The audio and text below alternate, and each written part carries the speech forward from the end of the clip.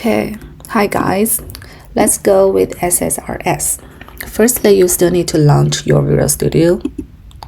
So run as administrator and create a new project. Over here, we want to go with report server project, or you can type report over here. And please ignore the report server project wizard, but go with report server project. And let's give it a name.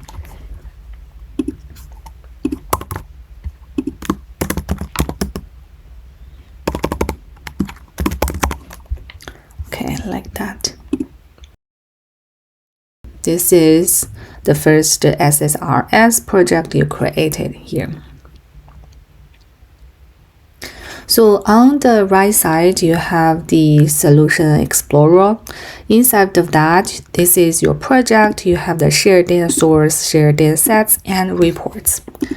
On the left side, you have the Server Explorer, which show the data connections, servers, share points, connections. We don't need to use it for now. And also you can see the toolbox. Currently, the toolbox is kind of empty. What you want to do at the first step is you have to create a new reports. You double click the reports, add a new item, and we want to create a reports. So just a report. Okay. And then you have the report 1. So we can check the property of the report 1, and this is the file name. You can change it to like a report demo or something like that, but it doesn't matter for now. Okay, so after you create the report demo, you can see the design and the preview. Currently, the preview is empty and we don't have any design over here, right? Okay. And after you create the report demo, you can see the toolbox currently changed. And besides of the toolbox, you also have the report data on the left side of your Visual Studio. So look at the toolbox. Currently, you have a lot of different things like text box, pointer, like table, and you also have an empty general for now. Okay, let's take a look at the report data. What you want to do is still first you have to have some data sources to be explored with. So add data source. For the data source, what I want you to do is to connect with the data warehouse we created last week. Let's name it like data warehouse. And here is the Microsoft SQL Server. Then you have to build the connection, and again, it needs a few minutes or few seconds to refresh to get the server name. Okay, here are the servers. Let's select the server 2 and use the Windows authentication. Yeah, okay.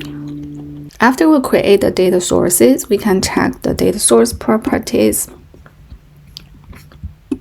and make sure that the credentials is using the Windows authentication, and make sure that you have the trust server certificate equals to 2.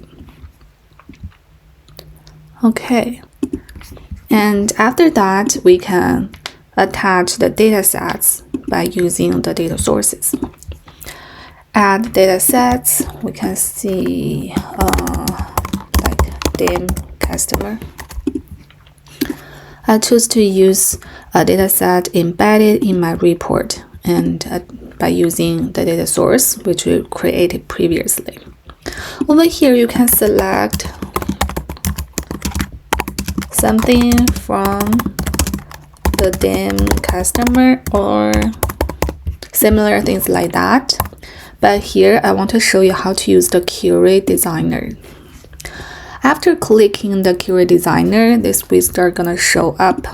So you can click Add Table.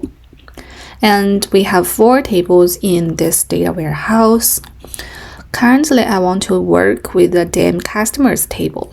So I want to add the DAM customer tables.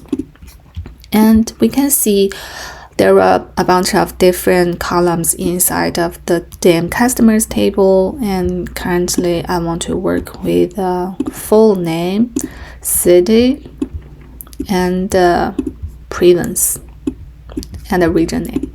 Okay, so after I select that, you can see this is the new query. I select those different columns from the DAM customers table. After I click OK, and OK again, the DAM customer dataset gonna show up under the datasets folder. And inside of the DAM customer, we can see those 4 columns which we just selected show up over here.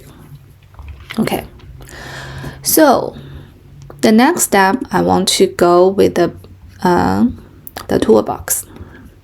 So inside of the toolbox, you can try to use the different report items to build up your first reporting item.